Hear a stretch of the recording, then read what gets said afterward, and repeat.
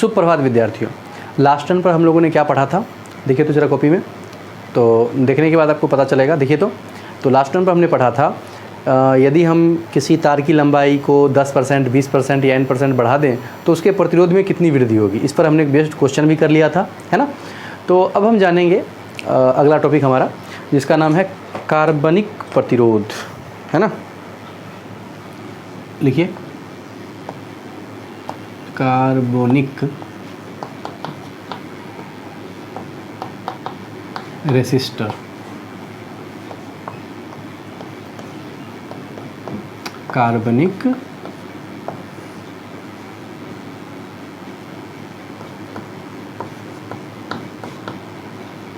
अब ये क्या होता है सोचो। देखो इसको आप देख सकते हो, यहाँ पर उसका इमेज है। ये क्या होता है, ये कार्बन पर 4 विभिन्न रंगों की पट्टियों से बना हुआ एक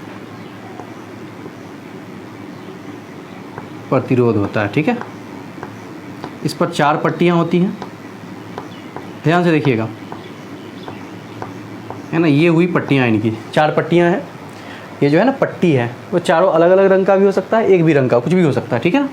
इस पट्टी को इंग्लिश में बैंड बोलते हैं। इसको बोलेंगे B1, इसको बोलेंगे B2, इसको बोलेंगे B3 और इसको बोलेंगे B4, है ना। 4 पट्टियाँ हैं, 4 रंगों की होती है, और ये हमारा हो गया, उसका नाम है B1, B2, B3 और B4, ठीक है बच्चों। ओके, इन 4 पट्टियों पर जो रंग होते हैं उनके आधार पर इसका प्रतिरोध डिफाइन किया जाता है। मतलब इसका एक फिक्स प्रतिरोध होता है जिसको कि हमें निकालना होता है, ठीक है ना। कैसे निकालेंगे, उसको निकालने के लिए तरीका है, मैं आपको बताऊंगा कैसे कैसे निकालेंगे। तो फिलहाल हम कार्बनिक प्रतिरोध के बारे में जानते हैं। ये क्या होता है कार्बनिक प्रतिरोधक। आपने यदि आप दुकान में जाओगे तो मिल जाएगा आपको। इसे ऐसा ही कुछ गोल टाइप का होता है और इस पर 4 स्ट्रिप्स होंगी और दोनों ओर से तार निकला हुआ होगा, ठीक है ना। वही हमारा हो गया कार्बनिक प्रतिरोध।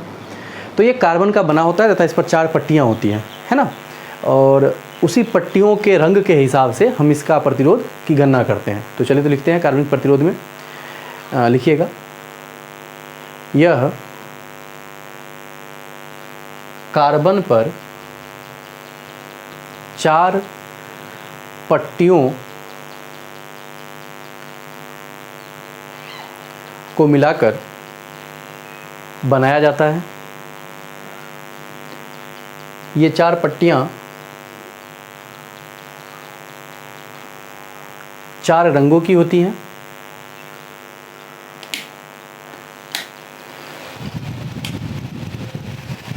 चार रंगों की होती हैं तथा इनके रंगों के आधार पर कार्बनिक प्रतिरोधक का प्रतिरोध निकाला जाता है। लिख लिया, वेरी गुड। अब लिखिएगा पूर्ण विराम पहला चेंज करके।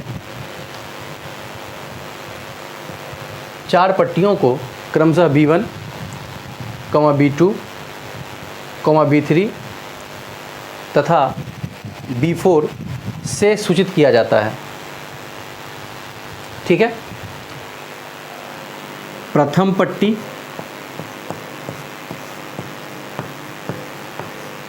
ध्यान से देखिएगा, जो कि हमारा B1 है, ये दिखाता है प्रथम अंक को, पहला अंक।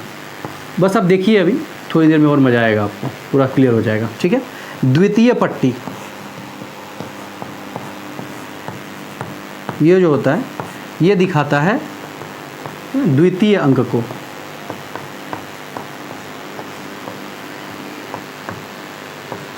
तृतीय पट्टी,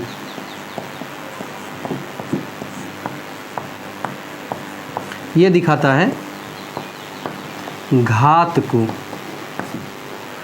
और चतुर्थ पट्टी, ठीक है, जो कि B4 है हमारा, ये दिखाता है त्रुटि को, है ना। प्रथम जो है पहला अंक रहेगा, द्वितीय रहेगा दूसरा अंक, B3 जो है तीसरा पट्टी जो है वो दिखाएगा घात को, और चतुर्थ पट्टी जो B4 है वो दिखाएगा त्रुटि को। ये 4 पट्टियाँ हो गई। इन 4 पट्टियों के जो स्पेशल वैल्यूज़ होंगी उन सबको हम रखेंगे और तब जा करके इसका प्रतिरोध निकलेगा, ठीक है। पट्टियों के रंग के आधार पर ही उसकी गणना की जाती है, ठीक है बच्चों। तो ऐसा ही डायग्राम बनाइए। ये डायग्राम पूरा बना लीजिए, पॉज करके बनाइए और नीचे लिखिएगा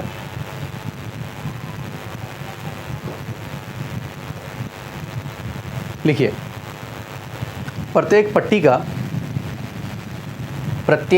का रंग के आधार पर एक विशेष अंक होता है तथा रंगों व उनके अंकों को अंग्रेजी के इस वाक्य के द्वारा याद किया जा सकता है। ध्यान से देखिएगा क्या है वो सेंटेंस जिससे हम सभी रंगों को याद कर सकते हैं, जो इसमें होगा, है ना, वो एक ऑर्डर में ही होना चाहिए। क्यों होना चाहिए आपको पता चल जाएगा। फिलहाल देखिए तो वो सेंटेंस है बीबी Roy of Great Britain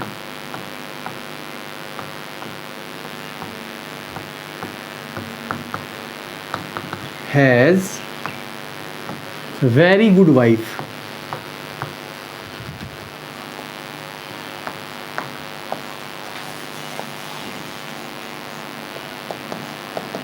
wearing gold silver necklace।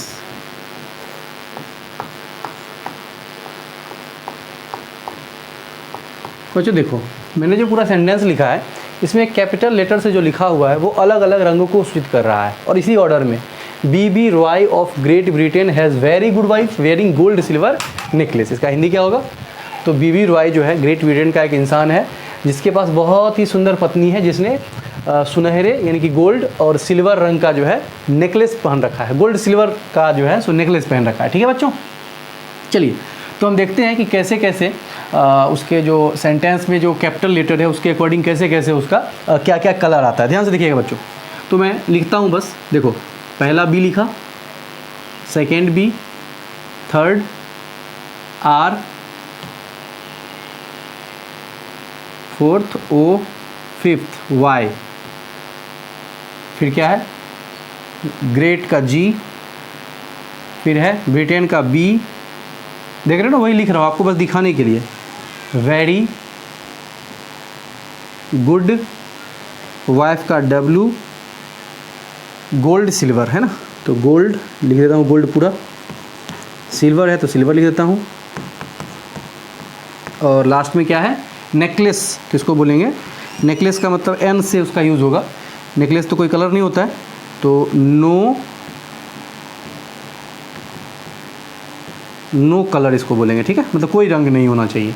चलिए पहला जो बी है इससे होता है ब्लैक, ठीक है ना, दूसरा है ब्राउन, तीसरा है रेड, ऑरेंज, येलो, ये जी जो है ग्रेट है ना ग्रीन, ये बी है ब्लू, वायोलेट, ग्रे, डब्लू से होगा वाइट। ठीक है बच्चों, ये हमारा हो गया रंग हमारा। ठीक है ना, अब देखो इन रंगों का हिंदी आपको पता ही होगा। ब्लैक का मतलब क्या होता है काला,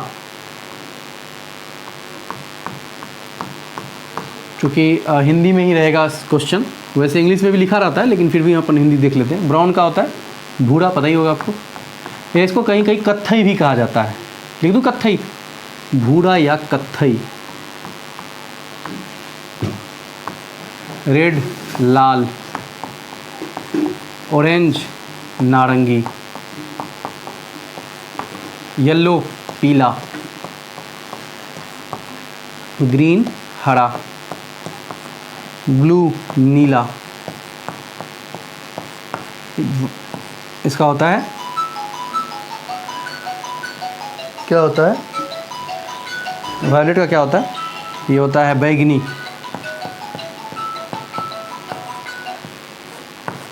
ग्रे ये ग्रे होगा स्लेटी,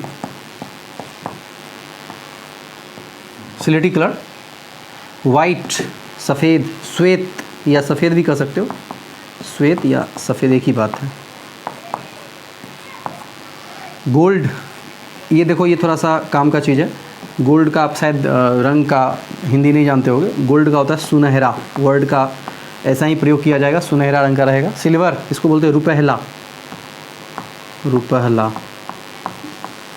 और नो कलर है ना, इसको बोलते हैं रंगहीन। क्या बोलेंगे? रंगहीन,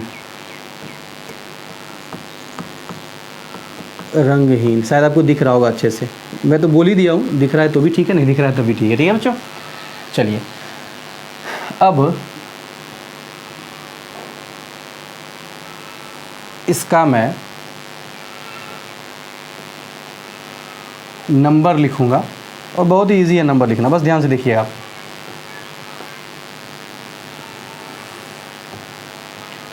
वन टू फोर चाहिए हमें, 4 है ना पट्टियाँ होती हैं, तो 4 का 4 अलग लगाएगा। चलिए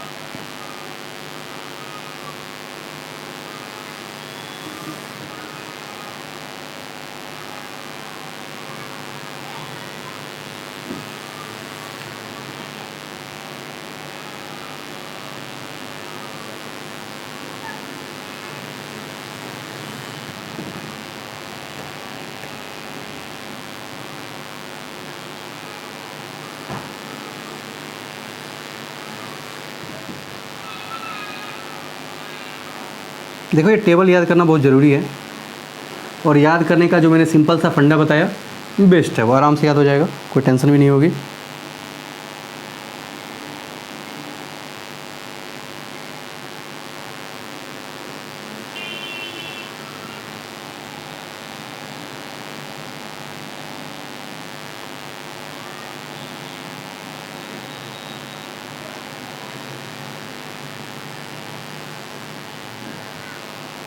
मुझे नहीं लग रहा है कि यहाँ पर सेट हो पाएगा, तुम्हें लग रहा है?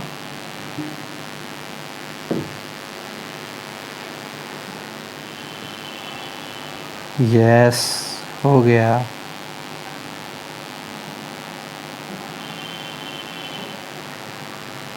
चलो,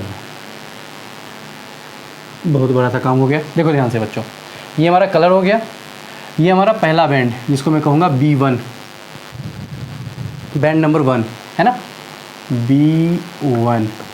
ये है B2, ये है B3 एंड ये है B4। ओके ना, B1 बोल्ड लिख देता हूँ थोड़ा सा, ये है हमारा B2, ये है B3 और ये है B4। ध्यान से देखिए, शुरू करेंगे नंबरिंग, बस काउंटिंग शुरू करनी है। 0 शुरू करेंगे, 0 1 2 3 4 5 6 7 8 और 9, ये तीनों छोड़ देना है। ठीक है बच्चों, यहाँ भी वही करेंगे, 0 1 2 3 4 5 6 7 8 9। दोनों नंबर्स थे तो मैंने यहाँ पर नंबर लिख दिए, 0 से लेकर के कहाँ तक, 9 तक। अच्छा, थर्ड था, क्या था, घात था, पावर था, है ना। मैंने कहा हुआ थर्ड जो B3 होता है, थर्ड बैंड, वो क्या दिखाता है, क्या दिखाता है, घात। तो मैं यहाँ लिखूँगा जो है ना वही 10 की पावर 0, 10 की पावर 1, जो ये है ना वही लिख देना है। यहाँ पर 0 है, 10 चलेगा, 10 की पावर 0, पहला पर 1, तो यहाँ पर 1, यहाँ पर 2, 10 की पावर 3 और पावर 4 5 6 7 8 9, बस यहाँ तक। ठीक है बच्चों, और ये जो है चौथा एरर दिखाता है, वो एरर इन तीनों के लिए, देखो यहाँ तीनों पर मैंने कुछ भी फिल नहीं किया। ये जनरली फोर्थ जो बैंड होगा उसी पर पाया जाएगा, कौन कौन सा, गोल्ड, सिल्वर या नो कलर, फोर्थ पर ही ये होता है। प्लस माइनस, ये त्रुटि है, त्रुटि बढ़ भी सकता है, घट भी सकता है। आपको 11th में मैंने पढ़ाया होगा, त्रुटि पर जो है प्लस माइनस दोनों लगता है, या तो त्रुटि में वृद्धि हो सकती है और कमी भी हो सकती है, जैसे हम चावल ही खरीदते हैं, है ना, तो चावल आपको 2 ग्राम ज़्यादा भी मिल सकता है, 2 ग्राम कम भी मिल सकता है। तो वही मैंने लिखा है, प्लस माइनस दोनों। यहाँ पर भी क्या होगा, प्लस माइनस होगा, जो कि 10%। यहाँ पर क्या होगा, प्लस माइनस ही 20%। ठीक है बच्चों, याद करना बहुत ही ईजी है। दिख रहा है आपको ईजी, बहुत ईजी है। हमको बस ये कलर याद करना है, उसका कोड तो आराम से 0 से शुरू होगा, 9 तक जाना है, 0 से 9, 0 से 9, ईजी है। इस प्रकार से हमने इसको याद कर लेना है। कैसे, इसकी मदद से करना है। देखो, B B Roy of Great Britain has very good wife wearing gold silver necklace. इसी के हिसाब से मैंने कलर लिख दिया। कलर का शुरू करना है 0 से, जाना है 9 तक। ये तीनों ब्लैंक रहेंगे, चूँकि ये तीनों कहाँ पाए जाते हैं, ये क्यों तीनों ब्लैंक रहे, यहाँ पर क्यों नहीं कुछ लिखा मैंने, क्योंकि ये तीनों 4th पर ही पाया जाएगा, है ना। कभी कभी 3 पर भी होता है, तो मैं बताऊँगा 3 पर होगा तो क्या होगा, लेकिन ये जनरली 4th पर ही पाया जाएगा। और 3 पर भी होगा तो कुछ भी नहीं, मैं वहाँ लिख ही देता हूँ। देखो, 10 की पावर यहाँ हो जाएगा -1 और यहाँ हो जाएगा 10 की पावर -2, और ये कभी 3rd पर नहीं आएगा। नो कलर का मतलब 2 ही कलर वाला हो जाएगा। तब यदि 3rd पर नो कलर हो जाता है तो 2 ही कलर वाला हो गया, जो कि पॉसिबल ही नहीं है। तो यहाँ पर नो कलर कभी नहीं आएगा। 3rd पर क्या क्या आ सकता है, या तो आ सकता है गोल्ड या तो सिल्वर। मैं क्वेश्चन लेकर के आपको और क्लियर कर दूंगा, बड़ा अच्छा से, मज़ा आ जाएगा आपको, ठीक है ना। तो इसको छाप लीजिए आप अच्छे से समझ करके, जैसा मैंने कहा है। पॉज करके छापिए और फिर हम क्वेश्चन करते हैं इस पर। इसी की मदद से हम क्वेश्चन करेंगे और बहुत अच्छा लगेगा हमें, ठीक है बच्चों। क्वेश्चन लिखिए, छापने के बाद छाप लिया पूरा। मैं इरेज करता हूँ, इसका नीड पड़ेगा हमें, बहुत ज़्यादा ज़रूरी है इसका। इसको छोड़ देता हूँ, बाकी सबको इरेज कर देता हूँ। आपको ये जो ट्रिक है, ये ट्रिक भी आपको याद करना है, ताकि इसी ट्रिक की मदद से जब भी ये क्वेश्चन आएगा तो आपको लिखना ही पड़ेगा, और दूसरा कोई तरीका है नहीं। रट्टा मारने से बढ़िया है कि ट्रिक से हम इसको क्या कर दें, समझ लें अच्छे से। जब भी क्वेश्चन पूछा जाएगा हम आराम से बना लेंगे, ठीक है। ओके, तो हमारा क्वेश्चन है, पहला क्वेश्चन लिखिएगा। लिखिए, कोई कार्बनिक प्रतिरोध, पहला क्वेश्चन हमारा है। लिखिएगा, कोई कार्बनिक प्रतिरोध भूरे, पीले, स्लेटी व रुपहले रंग की पट्टियों से मिलकर बना है। रुपहले रंग की पट्टियों से मिलकर बना है। प्रतिरोधक का प्रतिरोध ज्ञात करें। प्रतिरोधक का प्रतिरोध ज्ञात करें, ठीक है भाई। अरे यार सही है ना, मैंने क्या क्या कहा है क्वेश्चन में। तो मैंने कहा है कोई कार्बनिक प्रतिरोध किसे किसे, तो भूरे, पीले, है ना, स्लेटी और रुपहला, यही कहा है मैंने। भूरा, पीला, स्लेटी और रुपहला, ये कहा है। देखो, भूरा, पीला, देखो ऐसा प्रतिरोध रहेगा।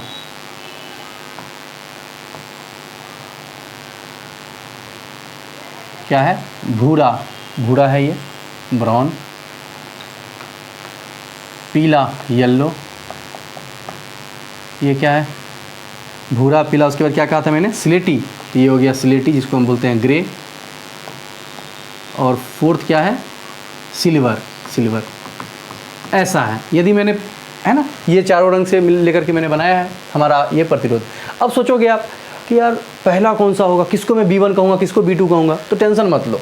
आप जानते हो कि ये तीनों के तीनों लास्ट में ही होने वाले हैं, तो ये दिखेगा वही अंतिम हो गया, अपने आप कॉमन सेंस की बात है। ये जो रहा वो तो B4 पर रहेगा, या बहुत से बहुत B3 पर आ सकता है। इससे हमें पता पड़ जाएगा कि कौन सा रंग B1 होने वाला है, कौन सा B2 होने वाला है, ठीक है बच्चों। आराम से कर सकते हैं हम। ये हमारा क्वेश्चन है, ये हमारा कार्बनिक प्रतिरोध है, और इसका आंसर हमें निकालना है, ठीक है। अब सोचो इसका आंसर कैसे निकालोगे, तो क्या लिखोगे, R बराबर, ध्यान से देखना, बस सीधे R बराबर लिखना है हमको। चलो, सबसे पहला जो बैंड है इसको B1 कहेंगे, क्योंकि ब्राउन हमेशा B1 पर ही हो सकता है। ये जो 9 कलर हैं ये B1 पर ही हो सकते हैं। लास्ट से ही देखेंगे कि हाँ भाई सिल्वर है तो वो लास्ट वाला होगा, तो ये B1 हो गया, अगल वाला मतलब बगल वाला B2 हो गया, ये B3 हो गया और ये B4 हो गया। चलो B1 को देखते हैं। B1 को देखा, कौन है B1 पर, ब्राउन, ब्राउन ये रहा। ब्राउन का देखो कलर कितना है, कोड क्या है, 1 है, तो 1 लिखेंगे। चलिए, फिर अगला क्या है, येलो, येलो देखो ये रहा येलो, है ना, ये रहा येलो। येलो देखो, येलो का कितना है दूसरा रंग, 4 लिख दिया मैंने। जो है उसका जो कलर कोड B2 में लिखा है वही लिखना है। तो 1 और 2 में तो सेम ही रहता है भाई, जो 1 का कोड होगा वही 2 का भी होगा, है ना। वैसे देख हम करेंगे कि भाई B1 जो है ब्राउन से बना हुआ है, ब्राउन का कोड क्या है 1 है, तो मैंने यहाँ पर 1 लिखा। B2 जो है वो किससे बना हुआ है, येलो से, ये रहा येलो का कोड कितना है 4 है, तो 4 लिख दिया। B3 जो है वो ग्रे है, ग्रे देखो ये रहा ग्रे का क्या है 10 की पावर 8 है, तो लिखोगे गुने 10 की पावर 8। तीसरा क्या होता है हमारा, घात को दिखाता है, पहला दोनों अंक को दिखाता है। मैंने आपको लिखवाया होगा कि प्रथम जो बैंड होता है वो प्रथम अंक को, द्वितीय बैंड द्वितीय अंक को, तृतीय बैंड घात को, और चतुर्थ बैंड एरर को, त्रुटि को दिखाता है। तो त्रुटि प्लस माइनस में होगा, तो प्लस माइनस कितना क्या है, सिल्वर है, सिल्वर का कितना होता है देखो, तो प्लस माइनस 10%, तो लिखोगे प्लस माइनस 10% और लास्ट में ओम लिख दोगे। यही हमारा हो गया आंसर। सिंपल ऐसा ही क्वेश्चन होता है, बिल्कुल ऐसा ही, कुछ नहीं करना है, बस ये कलर कोड याद करना है समझ करके और आंसर लिख देना है। ठीक है बच्चों, यस छाप लीजिए इसे। हो गया, अगला। अरे बड़ा आसान है भाई, मैं डायग्राम बना देता हूँ, क्योंकि मैं बोलूँगा हो सकता है कलर ऊपर नीचे हो जाएगा, तो आप लिखोगे कुछ और बन जाएगा कुछ और, तो डायग्राम ही बनाता हूँ। क्वेश्चन रहेगा, दी गई आकृति में कार्बनिक प्रतिरोधक का प्रतिरोध ज्ञात करें। कार्बनिक प्रतिरोधक का प्रतिरोध ज्ञात करें। सीधे ऐसे रहेगा लिखा हुआ, आपको खुद जानना होगा कि भाई कौन सा B1 है कौन सा B2 है। हो सकता है ऐसे इमेज वाला भी क्वेश्चन दे सकता है। तो चलो यहाँ पर है, मान लिया जाए नो कलर, रंगहीन है ये, रंगहीन, ओके। ये है मान लो हरा,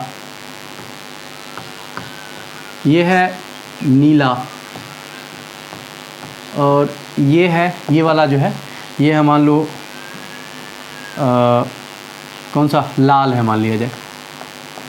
चलिए क्वेश्चन क्या है, दी गई आकृति में कार्बनिक प्रतिरोधक का प्रतिरोध ज्ञात करें। क्वेश्चन दिख गया, लिख लिया आपने, क्वेश्चन देखो और बस R बराबर लिखो। पहले आपसे खुद से लिखने का प्रयास करो, एक बार देखो तो लिख करके हो रहा है, बस कलर कोड देखना है, आंसर लिखना है। चलो कलर कोड देखते हैं, पहला कौन सा है। अब ये तो नहीं कहोगे आप कि ये पहला है सर, कोई है बोलने वाला कि ये पहला है, कोई नहीं बोलेगा। ये है पहला, ये है दूसरा, ये है तीसरा और ये है चौथा। पहला भाई से क्यों नहीं कर सकते हो, क्योंकि ये रंगहीन वगैरह ये तीनों है, ये हमेशा चतुर्थ पर ही रह सकता है, सिंपल, इसीलिए हम जान गए कि वो चतुर्थ पर है। चलिए भाई, तो B1 B2 B3 B4 हमने मार्क कर लिया। B1 को देखो, B1 कौन सा है, लाल, लाल का कोड 2 लिख दो 2। B2 क्या है, नीला, B2 क्या है, नीला, नीला को देखो ये रहा नीला, कोड क्या है दूसरा का 6 लिख दो 6 गुने। तीसरा क्या होता है, घात होता है। B3 हरा है, हरा देखो हरा, हरा ये रहा, हरा का क्या है 10 की पावर 5 लिख दो 10 की पावर 5। और लास्ट क्या है, रंगहीन है, रंगहीन का मतलब होता है प्लस माइनस 20% का एरर होगा, ये लिख देंगे और लास्ट में ओम लिख देंगे। ठीक है ना, यस, बस सिंपल सा फंडा यही करना है। छाप लीजिए इसे भी, जिनसे बन गया अच्छी बात है, नहीं बना वो छाप लें। आगे बढ़े, वेरी गुड।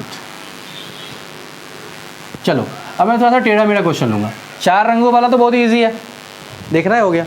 अब 3 रंग, 3 रंग में 2 केस, एक तो नो कलर भी 3 ही रंग आएगा, और दूसरा क्या है कि भाई यहीं पर आ जाए ये सब, कौन सा, ये सुनहरा या रुपहला यहीं पर आ जाए। अब क्या करेंगे, वाट लग जाएगी हमारी, तो हमको टेंशन नहीं लेना। एक तो ये लिखा हुआ है देख रहे हो, बस ये रख दोगे कि तीसरा रंग पर, यदि तीसरा रंग जो है उस पर यदि हमारा क्या आ जाए, रुपहला या सुनहरा आ जाए, मतलब गोल्ड या सिल्वर आ जाए, तो क्या करेंगे, ये दोनों आएंगे तो बस घात की जगह ये कर दोगे, मज़ा आ जाएगा, सिंपल। लिखिए तो क्वेश्चन मैं ही लिख देता हूँ यहीं पर।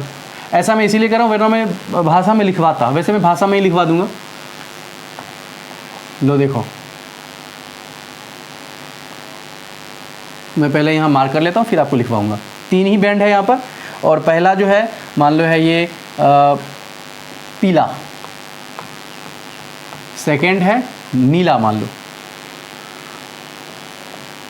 और थर्ड है रुपहला। अब देखो फोर्थ है ही नहीं, 3 ही है और 3 पर रुपहला आ गया है। कुछ नहीं करना, वैसे ही करना है बस। चलो क्वेश्चन लिखो, लिखिए, कोई कार्बनिक प्रतिरोधक क्रमशः पीले, नीले व रुपहले रंगों की पट्टी से बना है। रुपहले रंगों की पट्टी से बना है। प्रतिरोधक का प्रतिरोध ज्ञात करें। प्रतिरोधक का प्रतिरोध ज्ञात करें। अब देखो 3 ही बैंड वाला हो, 4 वाला तो हमने खटखट से कर लिया, 3 वाला होगा तो क्या करेंगे, वैसे भी इसमें सब कुछ लिखा हुआ है ना, तो उसकी सहायता भी कर सकते हैं। देखो ध्यान से क्या करेंगे, क्या लिखोगे यार बराबर, बोलो बस जो जो लिखा हुआ है। ये B1 हो गया, कैसे जाने, तो ये यार तीसरा ही हो सकता है, ये तीसरा ही हो सकता है, सिंपल। रुपहला कहाँ पर आ सकता है, ज़्यादा से ज़्यादा तीसरा पर आ सकता है। ये B1 हो गया, ये B2 हो गया, ये B3 हो गया, है ना बच्चों। चलो B1 का दिखाओ तो, B1 दिखा, पीला, ये रहा पीला, कितना है 4, लिखेंगे 4।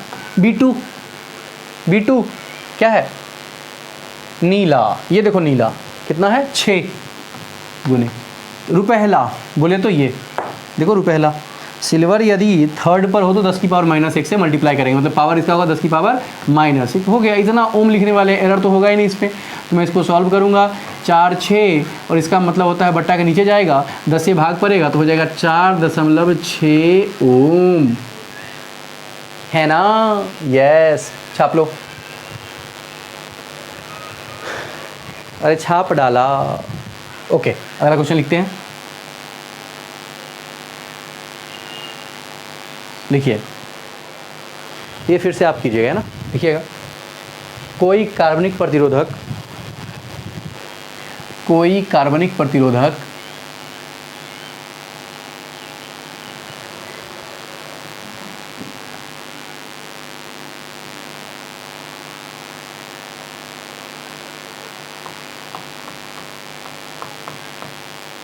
बैगनी और दूसरा जो है ना ये है काला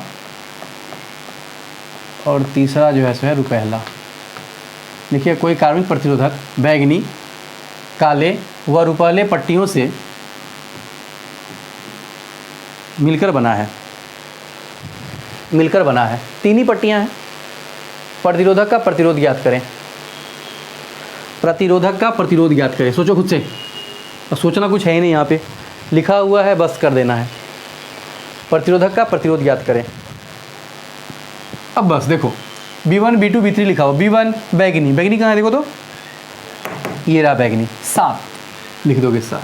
B2 क्या है, ब्लैक बोले तो देखो नंबर 1 है कोड इसका 0 इंटू थर्ड पर कौन सा है, रुपहला, जिसका पावर कितना होता है 10 की पावर -1, ठीक है। अरे ठीक है ना, यस ठीक है, भाग दो क्या हो जाएगा 70/10, निपट गया 7 ओम, है ना बच्चों। तो इस प्रकार से हमने जो भी क्वेश्चन आना है उसको हम खट से कर देंगे। अब इसका टेबल का इंपॉर्टेंस आपको समझ में आ गया होगा, कितना ज़्यादा ये हमें बहुत ज़रूरी है इसको याद रखना, जैसे है क्रमबद्ध तरीके से याद करना ज़रूरी है। इसीलिए जो हमारा ट्रिक है बीबी Roy of Great Britain has very good wife wearing gold silver necklace, उसका यूज़ करके हमने कलर को लिखना है। अच्छे से प्रैक्टिस कीजिएगा ताकि जो कलर है जिस क्रम में है, सोचो यदि उल्टा पुल्टा कर लेते हो आप, 2 बी है यहाँ पर, थोड़ा उल्टा पुल्टा होगा काम खराब हो जाएगा, याद करना पड़ेगा आपको, है ना। तो ब्लैक से शुरू कर रहे हैं, धीरे धीरे कहाँ जा रहे हैं, व्हाइट की तरफ जा रहे हैं, है ना। देखो यहाँ पर जैसे ग्रीन है, 2 बार जी भी है, ब्लैक ब्राउन मतलब बहुत काला कम काला। अच्छा यहाँ ग्रीन और ग्रे में तो देखो ये ग्रीन जो है, ये जो जी है देखो, बीबी रॉय ऑफ ग्रेट और ग्रीन में देख रहे हो थोड़ा सा है टोन सेम है दोनों का, ग्रेट ग्रीन, तो इसीलिए इस जी का मतलब ग्रीन हो जाएगा, और अगला जो बचा ग्रे ही बचा, ठीक है ना। तो इस प्रकार से हम क्या कर सकते हैं, हम कर सकते हैं इसका बहुत ही अच्छा सा याद कर सकते हैं, और याद करना बहुत ज़रूरी है। उसको याद करने के बाद ही आप इस क्वेश्चन को कर पाइएगा, वरना यदि कलर ऊपर नीचे हुआ तो सारा का सारा किया धरा आपका पानी में चला जाएगा, ठीक है बच्चों। तो इसको हमने समझ लिया। नंबरिंग बहुत ही ईजी है लिखना, 0 से 9 तक पावर वैसे ही चल रहा है, बस यहाँ पर 10 की पावर 10 होता है तो वहाँ -1 लिखा है, आगे -2 लिखा है, बस, ठीक है ना। वैसे हम नोट में भी लिख सकते हैं कि यदि थर्ड पर यदि हमारा ये दोनों रहेगा तो 10 की पावर -1 का क्या मतलब है 0.1 से, और 10 की पावर -2 का क्या मतलब है 0.01 से हमको मल्टीप्लाई करना है। तो ये कोई बड़ी बात नहीं, आराम से यहाँ से हो जाएगा काम हमारा, ठीक है बच्चों। तो छाप लीजिए इसे, छाप लिया, ओके। चलिए अब आगे बढ़ते हैं, और अब हम ज्ञान को आगे बढ़ाते हैं। मेरा मन कर रहा है 1-2 क्वेश्चन आपके लिए दे दूँ, तो लिखिए, तो खुद से कर लीजिएगा।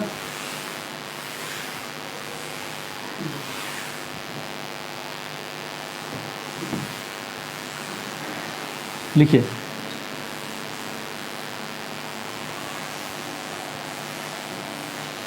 किसी कार्बनिक प्रतिरोधक की पट्टियाँ क्रमशः लाल, हरा व पीला रंगों से बना है। प्रतिरोधक का प्रतिरोध ज्ञात करें। प्रतिरोधक का प्रतिरोध ज्ञात करें। लिख लिया? Very good. नेक्स्ट। अच्छा, इसमें कंफ्यूज हो रहे होगे, सर चौथा तो दिया ही नहीं इसमें, और चौथा पर ग्रीन भी वो भी नहीं है, रुपहला या सुनहरा भी नहीं है, तब क्या करेंगे? यार चौथा नहीं दिया है, कुछ भी नहीं कहा गया, मतलब 3 ही पट्टियाँ होंगी और चौथा नो कलर होगा, सिंपल। समझ गए? ओके, नेक्स्ट लिखिएगा। लिखिए, किसी कार्बनिक प्रतिरोधक को बैंगनी, नारंगी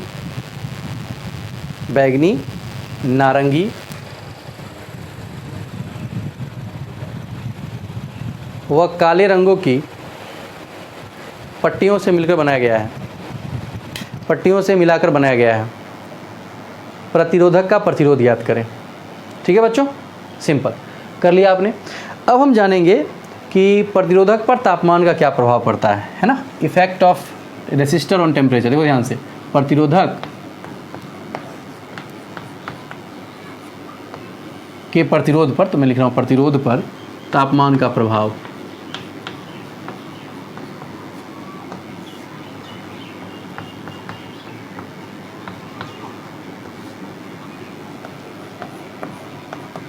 इफेक्ट ऑफ टेम्परेचर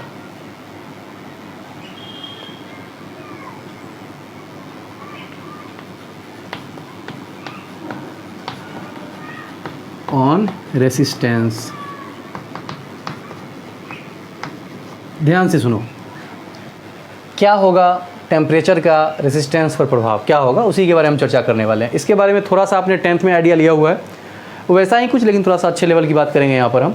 ध्यान से देखिए, अब आप जानते हो ये बात कि जब हम तापमान बढ़ाते हैं, ध्यान से देखो, ये मान लो हमारा कोई चालक है, ठीक है, हमने क्या किया, बैटरी जोड़ दिया, लो जोड़ दिया, 20 वोल्ट की बैटरी है, इसमें है इलेक्ट्रॉन, फ्री इलेक्ट्रॉन है। अब मैंने क्या कर दिया, तापमान बढ़ा दिया। अब हीट कर दो खुद से ही, नीचे से गैस चूल्हा जला दो, गर्म हो जाएगा ये। हमने खुद से गर्म करना है, इसे गर्म कर दिया। पहले इतने इलेक्ट्रॉन थे, आराम से धारा का प्रवाह हो रहा था, ये चालक था, चालक से है। अब चालक पर हमने क्या कर दिया, इसको गर्म करना शुरू कर दिया। सोचो जैसे गर्म जब हम नहीं किए थे, मतलब शुरू की बात है, जब हमने कुछ भी नहीं किया था, बस चालक था, सिरों के अकॉर्डिंग हमने क्या कर दिया, 20 वोल्ट का हमने बैटरी लगा दिया। अब क्या होगा बताओ तो, जैसे ही लगाओगे क्या वैसे ही धारा का प्रवाह शुरू हो जाएगा, क्योंकि ये इलेक्ट्रॉन जो है इस पॉजिटिव पोल की तरफ अट्रैक्ट होगा और ऐसे ऐसे करके घूम के ऐसे ऐसे आएगा ना, फिर यहाँ से निकलेगा, ऐसे ऐसे करके यहाँ से ऐसे यहाँ जाएगा, ये होने लग जाएगा। इतने इलेक्ट्रॉन है निकल रहा है, ठीक। जैसे ही आपने गर्म किया, जैसे ही गर्म किया तो क्या इलेक्ट्रॉन की संख्या बढ़ गई? यस। अब इलेक्ट्रॉन देखो इतना हो गया, ध्यान से देखो, गर्म करने के बाद हम गर्म कर दिए हैं और इलेक्ट्रॉन को बढ़ा रहे हैं। देखो ध्यान से, खूब गर्म कर दिया हमने, हीट बढ़ा दिया, समझने के लिए बस कर रहे हैं, बहुत ज़्यादा गर्म कर दिया कि ज़्यादा इलेक्ट्रॉन निकल जाए। अब देखो ये इलेक्ट्रॉन आ गए। सोचो जब कम गर्म था, मतलब गर्म हमने जब नहीं किया था, तब क्या था, बेचारे कम संख्या में इलेक्ट्रॉन थे, वो अपना वाइब्रेशन कर रहे थे, मोशन कर रहे थे, और मोशन बहुत ही रफ्तार में होता है, आपको पता होगा 10 की पावर 5 मीटर पर सेकंड के ऑर्डर में होता है, तो बहुत ही रफ्तार के साथ ये ऐसे ऐसे कर रहा था। जब हमने इलेक्ट्रॉन की संख्या बढ़ाने के लिए क्या किया, गर्म किया, तो क्या इलेक्ट्रॉन की संख्या बढ़ने के बाद ये गर्म जब हो गया और ज़्यादा, और इलेक्ट्रॉन की संख्या जब बढ़ गई, तो क्या ये रैंडम मोशन अब बहुत ज़्यादा इलेक्ट्रॉन एक साथ कर रहे होंगे? यस। और जैसे ही कोई इलेक्ट्रॉन इसमें घुसेगा तो क्या बताओ तो, उसको आने देगा अंदर? नहीं, चूंकि ऑलरेडी अंदर में बहुत ज़्यादा ही क्या हो गया है, अंदर में बहुत ज़्यादा ऑलरेडी इलेक्ट्रॉन अवेलेबल है, प्रेजेंट है, बहुत ज़्यादा इलेक्ट्रॉन प्रेजेंट है। तो क्या इस वजह से इलेक्ट्रॉन का फ्लो बहुत ज़्यादा बाधित हो जाएगा, चूंकि ऑलरेडी अंदर में भीड़ इकट्ठा हो चुका है? समझ रहे हो ना? जैसे एक सिंपल सी बात कहूँ कि एक कमरा है, ठीक है, उस कमरे में 2 बच्चे हैं, काम क्या है दोनों बच्चों का, वहाँ से सामान लेना है कमरे में। जैसे आप क्लासरूम में हो, क्लासरूम में 2 हैं, जैसे यही क्लासरूम हमारा है, देखो ध्यान से, ये हमारा क्लासरूम है, यहाँ पर 2 ठो गेट है, ये पहला गेट है, ये सेकंड गेट है। क्या काम है, यहाँ से सामान लेना है और यहाँ पर पहुँचाना है।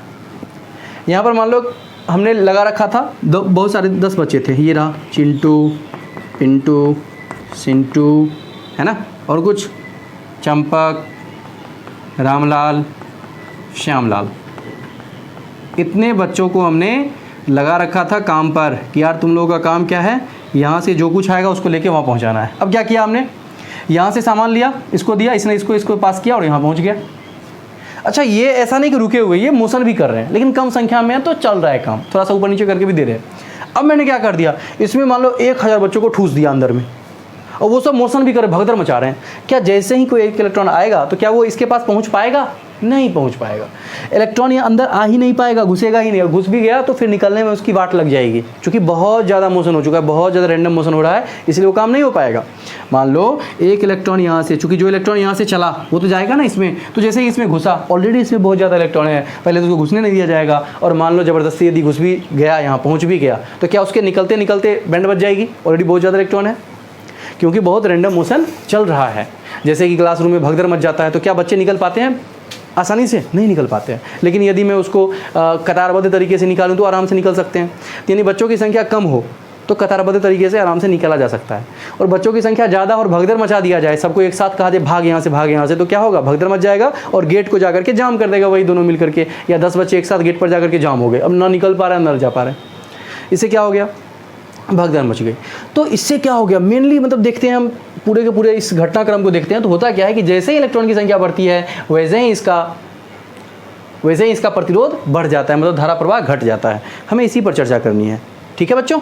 तो चलिए, हमने इसके बारे में एक जगह और पहले भी पढ़ा था और थोड़ा सा और ज्ञान हमने ले ही लिया।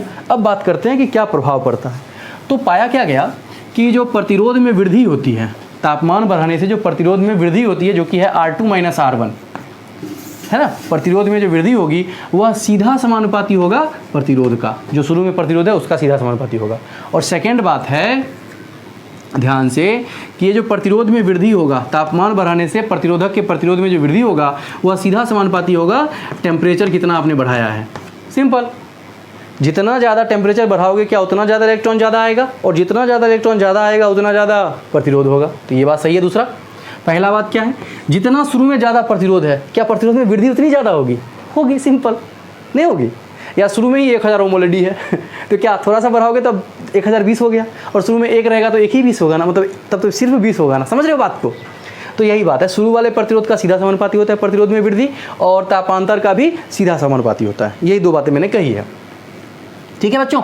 तो दोनों समीकरणों से ना, समीकरण 1 तथा 2 से, समीकरण 1 तथा 2 से देखो, तो 1 और 2 को देखो, क्या मैं कह सकता हूँ कि R2 - R1 जो है ये सीधा समानुपाती है किसके, R1 × T2 - T1 के। अच्छा, समानुपात का चिन्ह है, थोड़ा सा चेंज कर रहा हूँ, क्यों चेंज करूँगा आपको पता पड़ जाएगा, ये समानुपात का चिन्ह है, ठीक है। अच्छा, वेरी गुड। क्या आप जानते हैं समानुपात हटाते हैं नियतांक देते हैं, तो मैं लिखूँगा R2 - R1 बराबर, नियतांक देंगे, ये नियतांक अल्फ़ा है।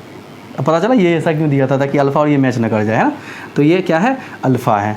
तो R2 - R1 बराबर अल्फ़ा, जो कि नियतांक है, R1 × T2 - T1, इसको मैं डेल्टा T लिख देता हूँ, तापांतर ही तो है, तो वो रहा। या यहाँ से क्या कर सकते हो, जहाँ है ना, जहाँ मैं लिखूँगा थोड़ा सा, जहाँ देख लो ध्यान से, फिर लिख लेता हूँ, फिर लिखता हूँ। R2 बराबर क्या हो जाएगा, R1 उधर ले जाओ, तो R1 × क्या, ध्यान से बच्चों, ये उधर चला गया, plus alpha R1 delta T, okay ना। अच्छा, जहाँ मैं क्या लिख रहा था, जहाँ अल्फ़ा नियतांक है, नियतांक है, तथा इसे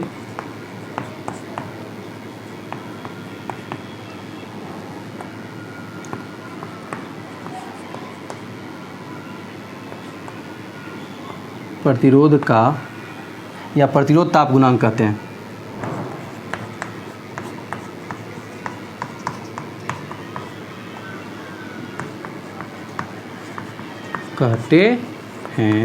ठीक है, इसको क्या बोलते हैं, प्रतिरोध ताप गुणांक। ओके, हम इस पर और चर्चा करेंगे बाद में। फिलहाल देखिए, तो R2 बराबर ये आ गया, ध्यान से देखना। चलो, R2 बराबर यहाँ से क्या लिख सकते हो, ध्यान से देखना, R1 कॉमन ले लो, बच गया 1 प्लस, यहाँ से घट गया तो हो गया 1 plus alpha delta T. Simple हो गया हमारा काम। ये हमारा आ गया प्रतिरोध आ गया कि भाई जब हम तापमान बढ़ाएंगे तो बाद में ये प्रतिरोध हो जाएगा। फॉर्मूला है आपको रहेगा, अल्फ़ा दिया रहेगा, डेल्टा टी दिया रहेगा, R1 दिया रहेगा, R2 पूछा जाएगा, सिंपल निकाल देंगे हम। ठीक है, तो ये हमारा फॉर्मूला हो गया। अच्छा, यहाँ से मुझे अल्फ़ा के बारे में थोड़ा सा जानना है। देखो तो ध्यान से, अल्फ़ा बराबर क्या लिख सकता हूँ यहाँ से, देखो तो R2 माइनस R1 है ही। अल्फ़ा बराबर क्या लिखोगे, देखो तो अल्फ़ा बराबर क्या लिखोगे, R2 minus R1, R2 minus R1 बहुत ही काम की चीज़ है, R2 माइनस R1 बटा R1 डेल्टा टी बटे R1 डेल्टा टी। ओके, अच्छी बात है, ये हमारा अल्फ़ा का हो गया फॉर्मूला। ये कभी नहीं रहेगा, ऐसा नहीं है कि अल्फ़ा पूछा जाएगा आपसे, बताइए अल्फ़ा कितना निकलेगा, नहीं, अल्फ़ा गिवन होगा आपको, क्योंकि नियतांक की वैल्यू अपने गिवन होती है ना, ये निकालने के लिए नहीं पूछा जाएगा। अब देखो तो यदि मैं इसका मात्रक पूछूं तो क्या होगा मात्रक, तो R2 माइनस R1 है। ध्यान से बच्चों, अल्फ़ा क्या है, R2 माइनस R1, तो क्या R2 प्रतिरोध, R1 प्रतिरोध, प्रतिरोध में से प्रतिरोध घटा तो क्या प्रतिरोध ही बचा होगा। हाँ, प्रतिरोध का मात्रक क्या होता है, ओम। चलो ऊपर में ओम, तो ऊपर में हो गया ओम। नीचे में देखते हैं क्या R1 है, फिर से इसका भी मात्रक ओम, और टेम्परेचर का डिफरेंस है, क्या टेम्परेचर का difference 10 degree Celsius minus 5 degree Celsius, तो क्या आंसर जाएगा 5 डिग्री सेल्सियस आएगा। यानी कि जो प्रतिरोध का भी जैसे अंतर ओम आया, उसका मात्रक ओम आया, वैसे ही तापांतर का भी मात्रक क्या आएगा, केल्विन या फिर डिग्री सेल्सियस। तो यहाँ जो लिखना है ऐसा ही मात्रक लिखेंगे तो केल्विन लिखेंगे, ओम ने ओम को मार दिया तो क्या आ गया इसका ऐसा ही मात्रक पर केल्विन, यानी केल्विन की पावर -1। किसका ऐसा मात्रक होता है, अल्फा का। प्रतिरोध ताप गुणांक का ऐसा मात्रक क्या होता है, केल्विन की पावर -1। बहुत ही काम की चीज़, इस पर एक बार बिहार बोर्ड ने क्वेश्चन भी पूछा है, इसका परिभाषा पूछा था कि प्रतिरोध ताप गुणांक को परिभाषित करें। अब परिभाषित कैसे करेंगे समझ लेते हैं, बस एक बार लिख लेंगे सब कुछ। सोचो तो कैसे परिभाषा करोगे इसका। देखो, मैं कहूँगा कि एकांक प्रतिरोध वाले किसी प्रतिरोधक का तापांतर में एकांक वृद्धि किया जाए, के तापमान में एकांक वृद्धि किया जाए तो प्रतिरोध में वृद्धि जो होगा वो प्रतिरोध ताप गुणांक के बराबर होगा। देख रहे हो, वैसे ही लिख रहे हैं जैसे शुरू में लिखते थे, तो मैं इसको लिखवा भी दूंगा। फिलहाल हम शुरू करते हैं, इसको लिखते हैं, लिखिएगा क्या लिखा है, प्रतिरोध पर तापमान का प्रभाव, उसके नीचे लिखना है आपको, लिखिएगा, यहाँ से शुरू करिएगा, लिखिएगा यदि किसी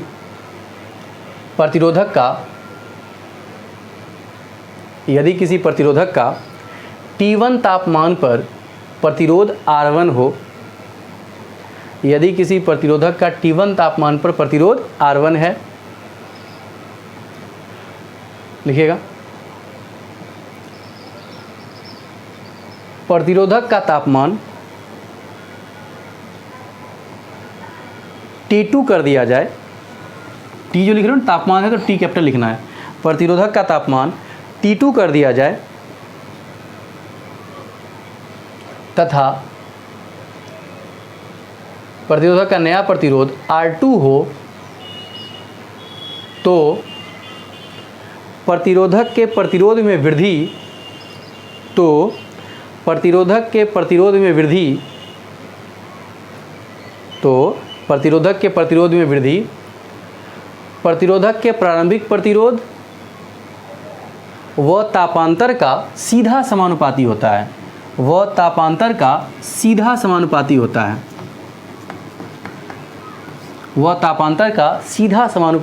मैंने क्या कहा कि प्रतिरोधक के प्रतिरोध में वृद्धि प्रारंभिक प्रतिरोध व तापांतर का सीधा समानुपाती, दोनों का सीधा समानुपाती होता है। तो मैंने देखो तो लिखा है प्रतिरोधक का प्रतिरोध में वृद्धि क्या हो जाएगा, R2 माइनस R1, जो कि है सीधा समानुपाती किसके, प्रारंभिक प्रतिरोध के, और फिर से है ये प्रतिरोधक के प्रतिरोध में वृद्धि किसके सीधा समानुपाती, तो तापांतर के। तो वही मैंने लिखा है, यहाँ से यहाँ तक आ जाइए, कहाँ तक, यहाँ तक, डब्बा तक आ जाइए। तो ऐसे ही छाप करके यहाँ तक आ जाइए, आ जाओ तो ऐसे करके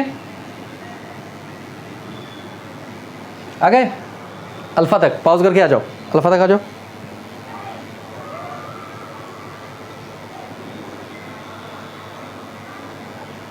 आ गया,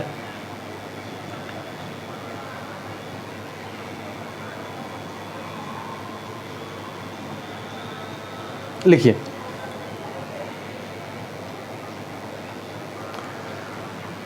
तो प्रतिरोध ताप गुणांक को परिभाषित करें, प्रतिरोध ताप गुणांक को परिभाषित करें। लिख लिया, बहुत ही काम की चीज़, बिहार बोर्ड ने इसे पूछा है। प्रतिरोध ताप गुणांक को परिभाषित करें, ठीक है, लिखिएगा। एकांक प्रतिरोध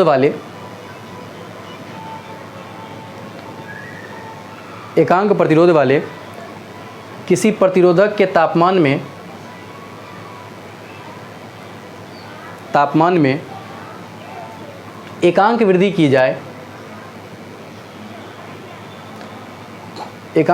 जाए तो प्रतिरोधक के प्रतिरोध में वृद्धि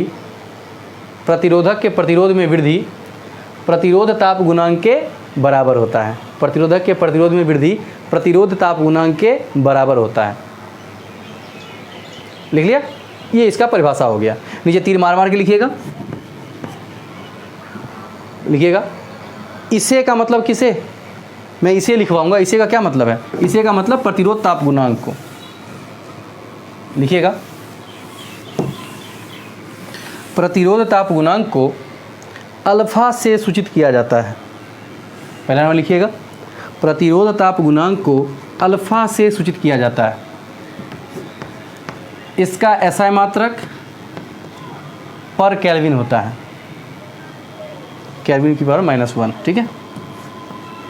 इसका व्यवहारिक मात्रक पर डिग्री सेल्सियस होता है। यूज़ यही किया जाएगा जनरली क्वेश्चन में, कोई सा भी कोई फर्क नहीं पड़ता है, ठीक है।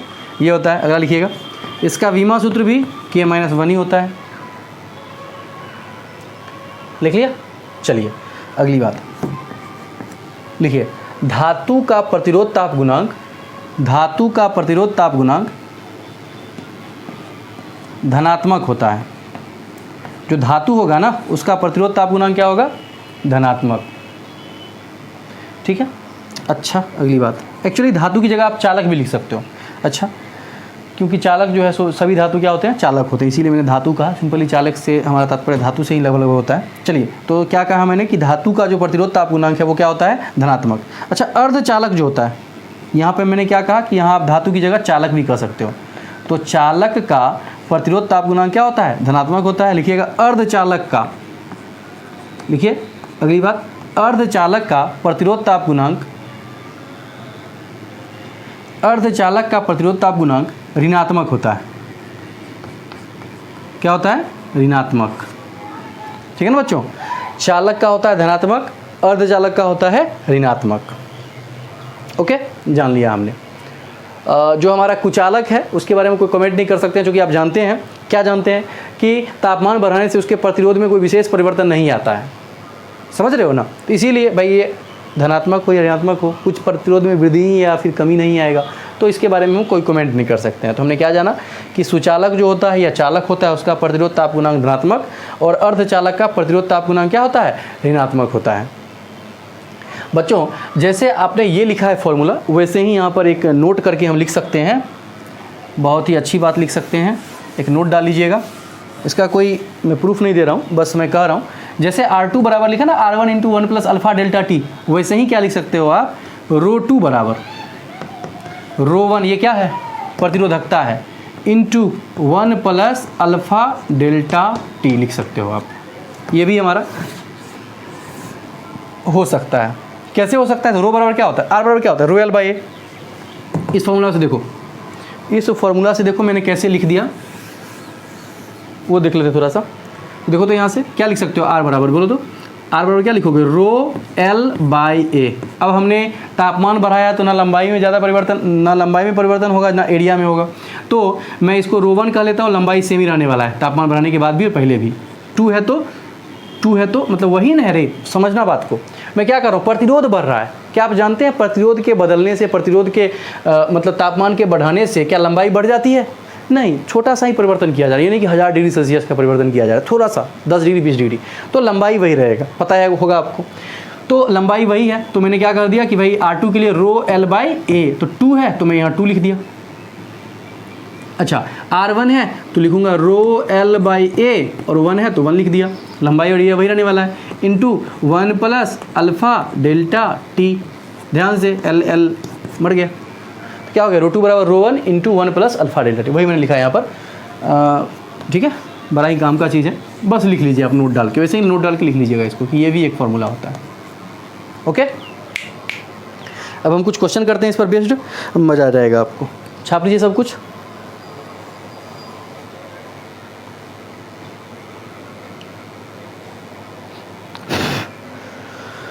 क्वेश्चन करने से पहले एक और बात आपको बताना चाहूँगा मैं, ध्यान से देखो।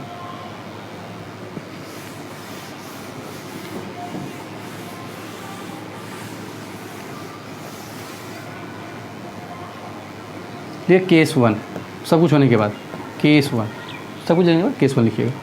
अब मान लिया जाए यदि शुरू का जो तापमान है, ध्यान से देखना, शुरू का तापमान वो 0 डिग्री सेल्सियस है, या 0 केल्विन भी कर, 0 केल्विन पॉसिबल नहीं है प्रैक्टिकली, तो 0 डिग्री सेल्सियस लिख रहे हैं हम। प्रैक्टिकली 0 डिग्री सेल्सियस पॉसिबल है। शुरू का तापमान 0 डिग्री सेल्सियस है, तो शुरू का जो प्रतिरोध होगा ना उसको R0 कहेंगे हम। ओके, अच्छा, तो R2 क्या बन जाएगा, उसको R लिख देते हैं, है ना बच्चों। और T2 क्या हो जाएगा तब, T2 कुछ भी, मान लो T लिख देते हैं उसको, चूँकि R1 भी, समझिए ध्यान से, R1 को मैंने क्या कह दिया कि ये 0 डिग्री पर है। समझिए ध्यान से समझिएगा, R1 यदि 0 डिग्री पर है, उसका प्रतिरोध है R1 हमारा, तो मैंने उसको R0 कह दिया, है ना। तो T1 तो 0 है ही। बाद में जो R2 हो गया उसको मैंने क्या कह दिया, R कह दिया, वैसे ही T2 को क्या कह दिया, T कह दिया। चूँकि यहाँ पर एक एक को मैंने गायब कर दिया, वास्तव में T1 को मैंने गायब कर दिया, तो T2 अपने आप T बन गया। भाई T1 T2 कब होगा, जब 2 रहेगा तब ना, ध्यान से देखना। तो ऐसा हो जाए तो ध्यान से देखो, तो क्या हो जाएगा बोलो तो, R2 बराबर R ही लिखूंगा मैं। R बराबर क्या लिखूंगा बोलो तो, R2 किसके बराबर है, R के बराबर। R बराबर क्या लिखूंगा, R0 into 1 plus alpha delta और T, और डेल्टा T किसके बराबर होता है, T2 माइनस T1। T2 हमारा T है, T1 क्या है, 0 है। मैं लिख ही लेता हूँ एक बार पहले, चलो ध्यान से देखते हैं। तो यहाँ से R बराबर क्या हो गया, ध्यान से बच्चों, मज़ा आ जाएगा आपको। R0 इंटू 1 प्लस अल्फ़ा और T आ गया ना। ये आ गया। अब सोचो, मैं 0 के अकॉर्डिंग बात करूँगा, आप ध्यान से देखना, मैं 0 के अकॉर्डिंग कि भाई शुरू से ही बात कर रहे हैं, एक बहुत अच्छा सा फॉर्मूला ड्राइव होने वाला है यहाँ पर, देखना ध्यान से। तो मैं कह रहा हूँ इसी अकॉर्डिंग कि R1 यदि मैं बात करूँ कि 0 से ही बढ़ाया गया तापमान, 0 से ही तापमान बढ़ा करके मान लो T डिग्री पर कर दिया गया, है ना। तो क्या लिखूंगा, R1 बराबर क्या लिखूंगा बोलो तो, R0 into 1 plus alpha T1, और R2 बराबर ऐसे ही क्या लिखूंगा, तो R0 into 1 plus alpha T2। ये बहुत ही ईजी कर देता है हमारे बहुत बड़े बड़े क्वेश्चन को। इसको इक्वेशन 1 मानो, इसको इक्वेशन 2 मानो, दोनों को डिवाइड कर दो। ध्यान से, क्या R0 से R0 मर गया, यस मर गया। तो यहाँ से क्या आ गया, R1 अपॉन R2 ये बराबर है 1 प्लस अल्फ़ा T1 बट्टा 1 प्लस अल्फ़ा T2। बहुत ही ज़्यादा अच्छा फार्मूला, मज़ा आ जाएगा। इस पर बेस्ड मैं IIT का क्वेश्चन करवा रहा हूँ। छापो इसे, यहाँ से केस 1 करके यहाँ यदि करके लिखिएगा। ये यदि ऐसा रहे तो कुछ भी नहीं है, आराम से है, बस सोच लो क्या है। मैंने कहा कि शुरू में तापमान कितना है, 0, तो क्या T2 माइनस T1 बराबर T ही हो जाएगा। अरे हो जाएगा ना, T1 T2 कब, जब दोनों रहता है तब ना। तो वही करके T2 T हो गया, T1 0 हो गया, तो T माइनस 0 T ही बच गया, वही लिखा है मैंने यहाँ पर। अच्छा, R1 जो है सो R0 हो गया, तो वही R0 लिखा है, और कुछ भी नहीं बदला है मैंने यहाँ पर। और R2 R हो गया, बस कुछ भी नहीं किया। ठीक है, छाप लो इसे। छाप डाला, ओके। मैं क्वेश्चन करवाता हूँ इस फार्मूला पर बेस्ड, जो कि कुछ भी नहीं, ड्राइव बस किया है, लिखिएगा। किसी प्रतिरोधक का T तापमान पर प्रतिरोध R है, किसी प्रतिरोधक का T तापमान पर प्रतिरोध R है,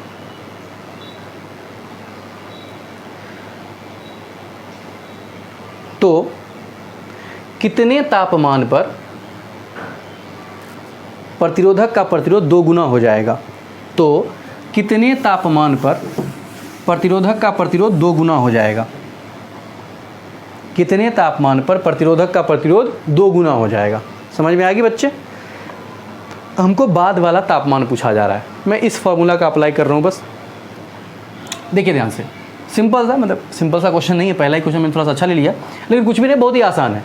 आप क्वेश्चन को एक बार समझो। क्वेश्चन क्या कहा गया कि भाई T तापमान पर उसका प्रतिरोध R है, अच्छी बात है। तापमान T पर प्रतिरोध क्या है, R है। अच्छा, अब क्या कहा गया कि तापमान T पर प्रतिरोध R है, तो कितने तापमान पर प्रतिरोध 2 गुना हो जाएगा। यही ना कहा गया है कि कितने तापमान पर प्रतिरोध 2 गुना हो जाएगा, यानी कि बाद का जो प्रतिरोध है वह शुरू वाले प्रतिरोध का 2 गुना है। तो R2 बराबर क्या लिखूंगा, 2R1। क्या मैंने सही लिखा बच्चों? यस भाई, क्वेश्चन के अकॉर्डिंग यही ना है, अकॉर्डिंग टू क्वेश्चन यही तो होगा कि बाद वाला जो प्रतिरोध है शुरू वाले प्रतिरोध का 2 गुना है ना। और हमें तापमान पूछा जा रहा है, मैं ऐसे R2 बराबर लिख दिया 2R1, है ना बच्चों, ध्यान से समझना। अच्छा, T1 बराबर कहा गया है T है, और T2 बराबर नहीं पता तो मैं T डैश मान लेता हूँ। भाई साहब ध्यान से ध्यान देना, क्या क्वेश्चन में कहा गया है कि प्रतिरोधक का प्रतिरोध जो है ना 2 गुना हो जाना चाहिए। कितने तापमान पर, कितने तापमान पर प्रतिरोधक का प्रतिरोध 2 गुना हो जाना चाहिए। तो मैंने प्रतिरोध जो है बाद वाला प्रतिरोध को मान लिया R2, तो ये क्वेश्चन के अकॉर्डिंग क्या हो जाएगा, ये 2 गुना हो जाएगा। तो R1 का 2 गुना मैंने लिख दिया, T1 को मैंने T क्वेश्चन में दिया हुआ है, और T2 को मैंने T डैश मान लिया। तो देखो तो ये लिखा हुआ है R1 अपॉन R2 बराबर क्या होता है, ध्यान से, होता है 1 प्लस अल्फ़ा T1, शुरू वाला तो देखो T ही है, क्वेश्चन में दिया हुआ है, और T2 तो 1 प्लस अल्फ़ा T डैश कर लो इसको। चलो ध्यान से देखना, आप क्वेश्चन का वैल्यू पुट करोगे यहाँ पर तो क्या हो जाएगा, ध्यान से देखना। अच्छा, यहाँ T1 और यहाँ T2 लिखता हूँ, अब मैं वैल्यू सब एक साथ पुट कर दूंगा। देखो ध्यान से, R1 की जगह R1 ही लिखूंगा, R2 कितना है 2R1 के बराबर, देखो तो 2R1, तो 2R1 बराबर 1 प्लस अल्फ़ा T1 जो है वो T है तो T लिख दिया, अपॉन 1 प्लस अल्फ़ा T2 है तो अल्फ़ा T2 को मैंने T डैश माना है। चलो R1 से R1 मर गया, R1 से R1 मर गया। ध्यान से बच्चों, ध्यान से, चलो अब देखो तो क्या हो जाएगा 1/2, ध्यान से 1/2 बराबर है 1 प्लस अल्फ़ा T बटा 1 प्लस अल्फ़ा T डैश, ठीक है। क्रॉस मल्टीप्लिकेशन करते हैं तो क्या हो गया 2 इंटू 1 प्लस अल्फ़ा T, ये बराबर है 1 प्लस अल्फ़ा T डैश के। मुझे T डैश चाहिए क्वेश्चन के अकॉर्डिंग, क्वेश्चन में साफ साफ कहा गया कि बाद का तापमान क्या होगा, तो क्या लिखोगे, ध्यान से बच्चों, क्या लिखोगे, तो लिखोगे T डैश जो है ये बराबर हो जाएगा, ध्यान से, अभी कैसे कर सकते हो, लिखो 1 plus T dash alpha T dash बराबर है 2 प्लस, बच्चों ध्यान से, बच्चों ध्यान से, चलो तो 2 प्लस 2 अल्फ़ा T, अच्छी बात है, यहाँ से हो गया अल्फ़ा T डैश बराबर है, ध्यान से 2, देखो इससे इधर 1 ले जाओ तो क्या हो जाएगा 1, अरे 2 में से गया 1 प्लस 2 अल्फ़ा T, और यहाँ से T डैश कूद के निकला 1 plus 2 alpha T upon alpha, हो गया। इसे IIT ने पूछा था, यदि उसका प्रयोग नहीं करता ना तो हमारी वाट लग जाती। किसका प्रयोग नहीं करते, तो वो जो हमारा R1 बटा R2 वाला फार्मूला है, बैंड बज जाती है हमारी, तो इसीलिए फार्मूला का हमने यूज़ कर लिया हमने बढ़िया से, ठीक है। तो क्वेश्चन का सॉल्यूशन लिखते लिखिएगा, प्रॉपर कर लेते हैं इसको। देखिए माना, क्वेश्चन में कुछ नहीं लिखा है कि शुरू में क्या है बाद में क्या है ना, तो मान लेते हैं और सब कुछ हो जाएगा, ठीक है। लिखिएगा माना प्रतिरोधक का प्रारंभिक प्रतिरोध R1, प्रतिरोधक का प्रारंभिक प्रतिरोध R1, प्रारंभिक तापमान T1, अंतिम प्रतिरोध R2 तथा अंतिम तापमान T2 है, ये सब मान लिया है हमने। तो प्रश्नानुसार लिख करके पूरा का पूरा यहाँ तक छाप लीजिए, तो प्रश्नानुसार पूरा का पूरा यहाँ तक छाप लीजिए, ठीक है, छाप लीजिए पूरा, ठीक है बच्चों, छाप लिया, वेरी गुड। एक क्वेश्चन बिल्कुल सिंपल फार्मूला बेस्ड, जो कि हमारा फार्मूला है ना उस पर बेस्ड एक क्वेश्चन देता हूँ मैं आपको, मज़ा आ जाएगा, लिखिएगा।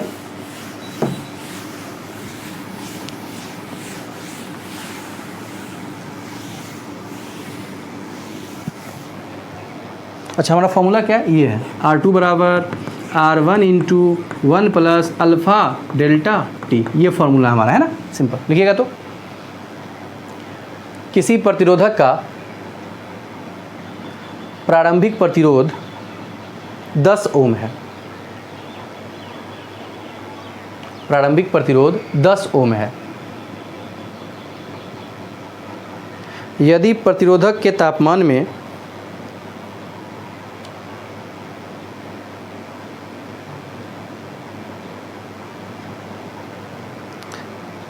तीस डिग्री सेल्सियस की वृद्धि की जाए, 30 डिग्री सेल्सियस की वृद्धि की जाए तथा प्रतिरोधक का प्रतिरोध ताप गुणांक 3 × 10⁻⁻1 पर डिग्री सेल्सियस हो, इतना हो तो प्रतिरोधक का प्रतिरोध ज्ञात करें। ठीक है बच्चों, गिवन लिखेंगे ना, गिवन। क्वेश्चन देख लो एक बार, पढ़ लो तो बढ़िया से। गिवन जो क्वेश्चन में दिया हुआ है, सबसे पहले क्या दिया, शुरू का प्रतिरोध कितना है 10 ओम, यही है ना, शुरू का प्रतिरोध कितना है 10 ओम। अच्छा, अल्फा कितना दिया है लिख देते हैं 3 × 10⁻⁻1 पर डिग्री सेल्सियस। ओके, फिर क्या दिया है डेल्टा टी, मुझे तापमान में वृद्धि ही दे दिया गया है, वो कितना है 30 डिग्री सेल्सियस। तो हम क्या जानते हैं, R2 बराबर हम जाने हैं, अभी ये फॉर्मूला लिख रहा हूँ, R1 × 1 plus alpha delta T. चलिए, अच्छी बात, ध्यान से देखना, R1 की वैल्यू कितनी है 10 × 1 प्लस अल्फ़ा का मान 3 × 10⁻⁻1 इंटू डेल्टा टी का मान, डेल्टा टी सीधे से दिया हुआ 30 × 30 लिखोगे, डबल वन।